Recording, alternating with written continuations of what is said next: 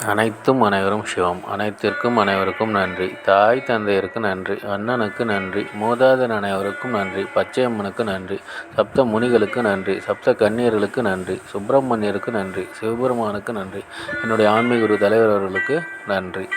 21/3/2024 வியாழக்கிழமை பஞ்சாங்க வழி ஜோதிட ஆலோசனை.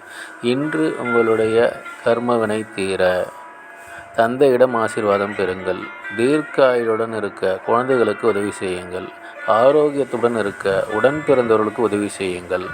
பணம் பெருக குடும்பத்தில் உள்ள பெண்களுக்கு உதவி செய்யுங்கள். எடுத்து வைக்கும் காரியம் அனைத்திலும் வெற்றியடைய உடன் பிறந்தவர்களுக்கு உதவி செய்யுங்கள். தாத்தாவிடம் ஆசி பெறுங்கள்.